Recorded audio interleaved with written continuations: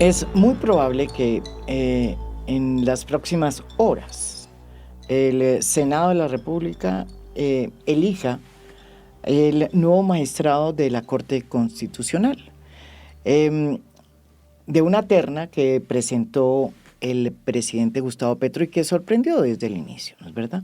¿Por qué? Porque en esa terna metió a su abogado personal, cosa que sorprendió a muchos porque él mismo, Gustavo Petro, había dicho que nunca iba a hacer lo que hicieron tantos otros presidentes, donde metieron a los abogados de los amigos de ellos e incluso a personas muy cercanas a, al presidente. Eh, en esta ocasión, ese abogado es Héctor Carvajal. Y la terna, que debía haber sido una terna de mujeres, ¿no es verdad? Porque eso era lo que había planteado el propio presidente, quedó integrada por el abogado personal, privado del presidente, que es Héctor Alfonso Carvajal, y por dos juristas, Didima Rico y Karina Caseles, que fue magistrada auxiliar durante algún tiempo de la Corte Constitucional. A raíz de esta decisión, muchísimos académicos señalan los peligros que para la independencia de las Cortes supone que el abogado personal del presidente ocupe una silla en la Corte Constitucional, que es nuestro máximo oráculo en materia del Estado de Derecho, porque es el que tiene que mirar cómo es que funciona y proteger que se cumpla la Constitución. Hemos invitado a Rodrigo Uprime, que es investigador de justicia, es abogado, escritor, columnista, analista de los temas jurídicos, para que nos explique cuáles son realmente los peligros que hay que ocurra una elección como la de Héctor Alfonso Carvajal en la Corte Constitucional, que es nuestro máximo órgano de justicia. Muchas gracias por la invitación, María Jimena. Yo hace como 3 semanas, cuando salió la terna del presidente, escribí un artículo relativamente largo en La Silla Vacía diciendo que el presidente había perdido una oportunidad de oro de usar el poder de nominación presidencial para generar transformaciones importantes en el Estado, que contrariamente a lo que hizo con la Defensoría o con la Fiscalía, en donde presentó buenas ternas de mujeres integradas por mujeres muy competentes para estos cargos, esta terna es una terna problemática. Yo creo que las 2 candidatas mujeres son buenas según lo que se conoce a nivel de la opinión pública. Sí. Ambas tienen trayectoria judicial, ambas son profesoras universitarias, o sea, tienen conocimientos jurídicos sólidos, tienen respeto a la independencia judicial. Pero la inclusión en la terna de Héctor Carvajal es problemática por varios aspectos desde el inicio. El primer aspecto es que un presidente que se dice cercano a los derechos de las mujeres e incluso habla de que es feminista, pues afecta la posibilidad de mantener la equidad de género en las Cortes, en la Corte Constitucional. La Corte Constitucional había logrado tener hoy 4 mujeres de 9 integrantes, que está bien, es casi la paridad, o es la paridad. Pero en este caso se va a reemplazar a la magistrada Cristina Pardo. Entonces ya si se elige a un hombre se bajaría a 3 de 9 y en una semana se va a elegir el reemplazo de Diana Fajardo, y si también se elige a otro hombre caeríamos en 2 de 9. Sería un retroceso en equidad de género muy grande, y por eso muchos le habíamos pedido al presidente y a la Corte Suprema, que tiene que hacer otra terna en los próximos días, que hicieran ternas exclusivamente de mujeres, sabiendo que hay muchas mujeres competentes para este cargo. Lo segundo es que Héctor Carvajal no tiene una gran tradición académica o en derecho constitucional. Pero permítame un paréntesis. Yo tengo entendido que a usted le propusieron formar parte de esa terna. ¿Y usted qué le respondió? Es cierto, a mí no me gusta hablar de esas ofertas, pero es cierto, el presidente, por intermedio de la directora del departamento administrativo, Angie Rodríguez, me planteó que hiciera parte de la terna en marzo de este año. ¿Y usted le dijo que no? Yo le dije que no, precisamente porque creo que eso debe ser una terna de mujeres. Y yo creo que uno debe ser consecuente con sus principios, que si uno ha defendido en el pasado que sea una terna de mujeres para que haya equidad de género, pues suena raro que después uno diga que no porque es que yo sí soy feminista. Uh-huh. No, si uno ha defendido que debe haber una terna de mujeres, pues que haya una terna de mujeres. Uh-huh. También dije que no porque creo que esa selección debió hacerse con una convocatoria pública de parte del gobierno y no a dedo. Y no a dedo, que fue lo otro que pasó. Entonces, por esas dos razones señalé que agradecía, que valoraba el gesto del presidente porque significaba que era capaz de plantear que llegara a la Corte Constitucional alguien que lo ha criticado en varias oportunidades y que eso le demostraba un espíritu democrático, pero que no, gracias. Lo segundo es... Y entonces estábamos diciendo que una de las cosas que a usted le parece que es muy criticable es el hecho de que el posible favorito, digamos, en esta terna a ser elegido por el Senado sea una persona sin experiencia, como podría ser el caso del abogado del presidente Héctor Carvajal. Sí, Héctor Carvajal ha sido un abogado exitoso y yo no estoy... Pero sin experiencia, digamos, digamos, como jurista. Exacto, y a mí me pareció muy grave algo reciente que yo me enteré solo a finales de la semana pasada, de lo cual escribí una columna larga en la silla vacía hace 2-3 días, 4 días, que es que Héctor Carvajal ha hecho circular en el Congreso, en el Senado, un concepto en el que él sostiene que no hay edad de retiro forzoso para los magistrados de la Corte Constitucional. Héctor Carvajal tiene la misma edad mía, más o menos, 66 años, y según la ley 1821, la edad de retiro forzoso para todos los que ejerzan, así dice literalmente esa ley, para todos los que ejerzan funciones públicas es 70 años. Uh-huh. Y él dice que no, que él lo pueden elegir por 8 años porque no habría una edad de retiro forzoso para los magistrados de la Corte Constitucional. Yo considero que esa es una tesis que no tiene ningún sustento jurídico. En ese artículo desarrollo por qué, pero el argumento central es si la ley 1821 dice que la edad de retiro forzoso es 70 años para todo el que ejerza funciones públicas y la Constitución dice que los magistrados de la Corte Constitucional y de las otras cortes deben retirarse al cumplir la edad de retiro forzoso, pues obviamente está cubierto por esa edad de retiro forzoso. Él hace un argumento que no voy a explicar aquí porque es aburrido jurídicamente, pero que es un argumento absurdo jurídicamente. Yo reconozco que en derecho hay temas controvertidos.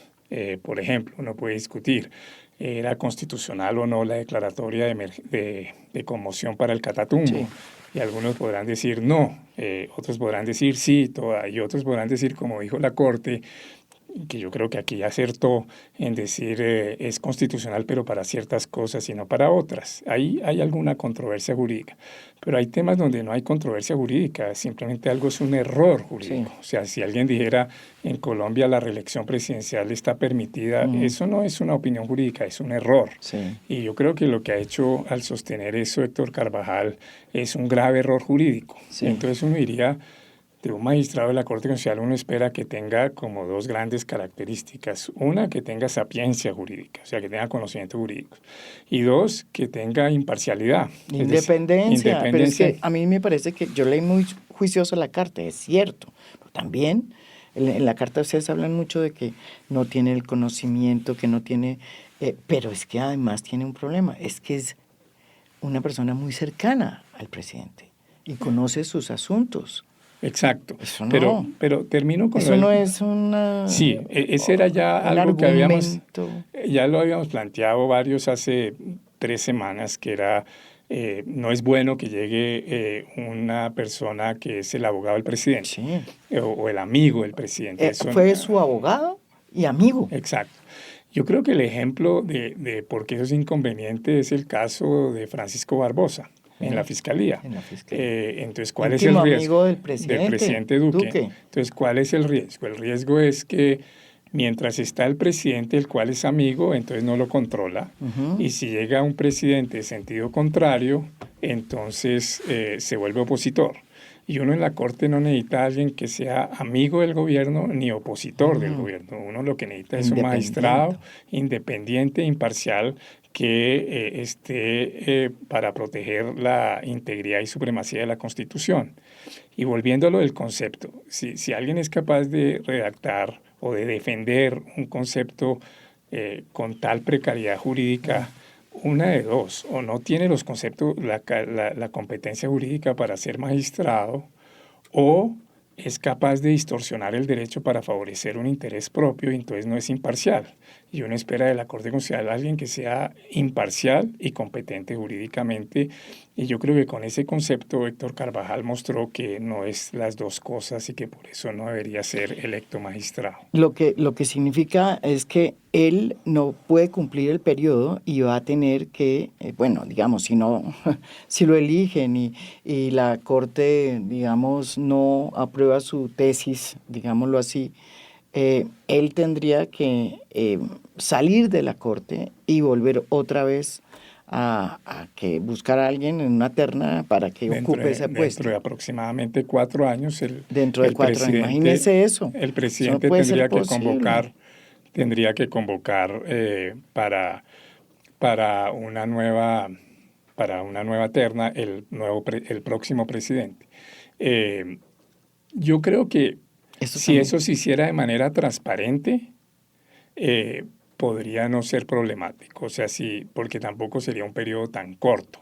Entonces, si alguien dice, sí, yo sé que a los 70 años tengo que retirarme, elíjanme por 4 años. Lo que a mí me parece muy complicado es alguien que dice, no, yo quiero estar todo el tiempo. Es que diga que los magistrados de la Corte Constitucional no tienen edad de retiro forzoso. Eso creo que no hay ningún jurista en Colombia que lo sostenga después de la ley 1821.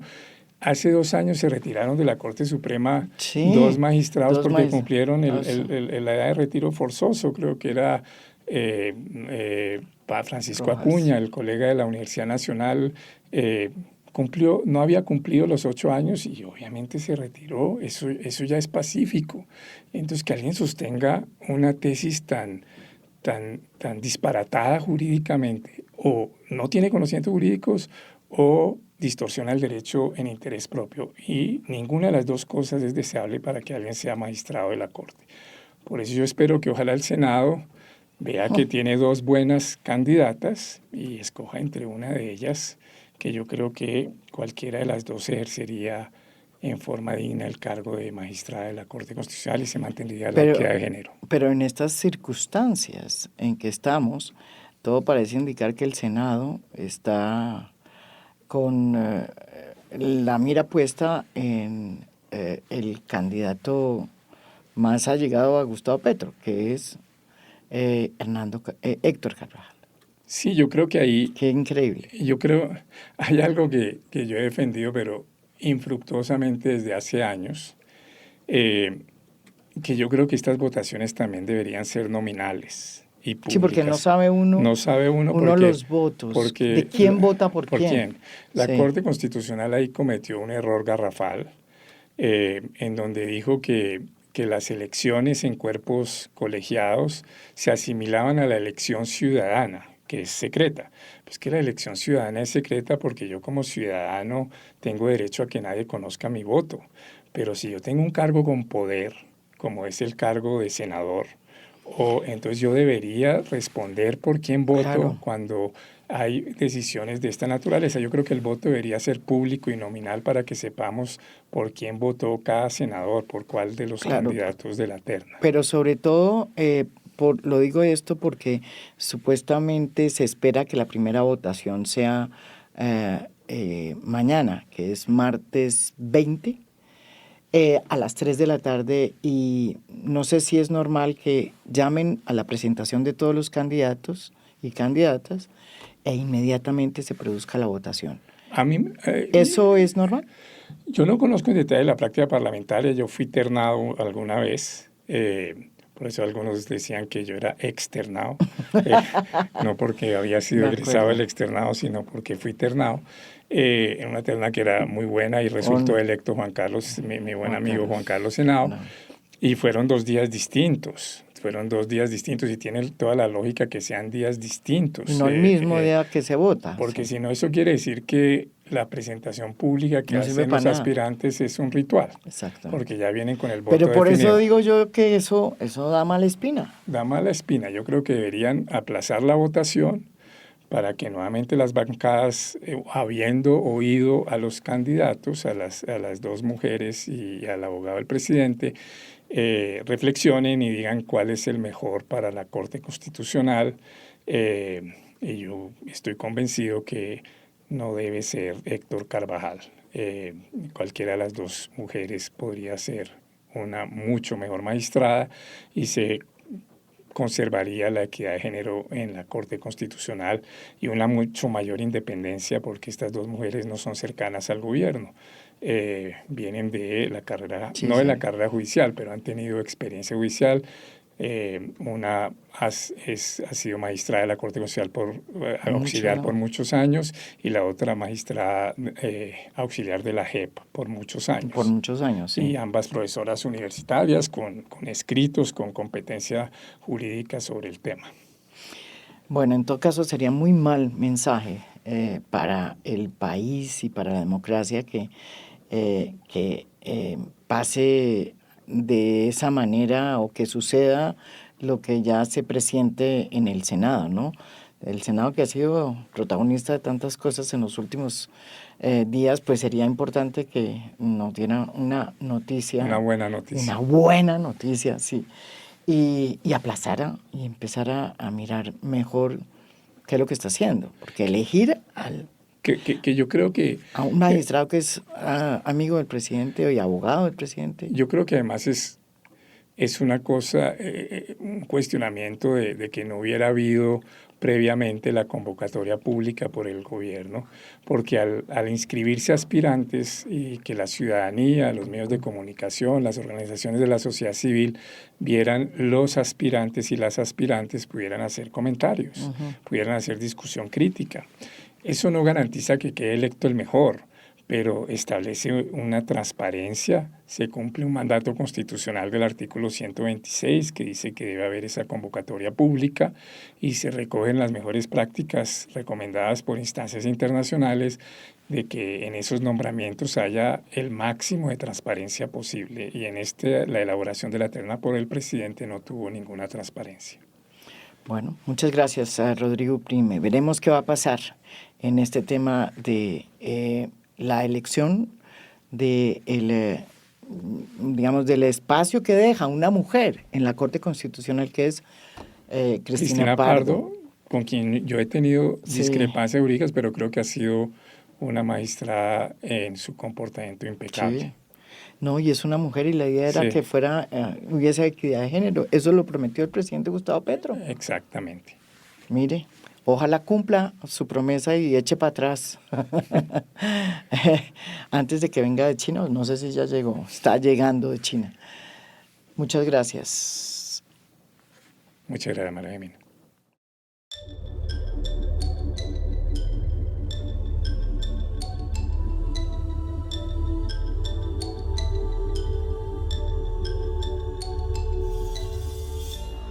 A Fondo es un podcast producido por Mafialand. Producción general, Beatriz Acevedo. Producción de audio, Daniel Chávez Mora. Música original del maestro Óscar Acevedo. Nos pueden escuchar también en mi canal de YouTube. Gracias por escuchar. Soy María Jimena Duzán.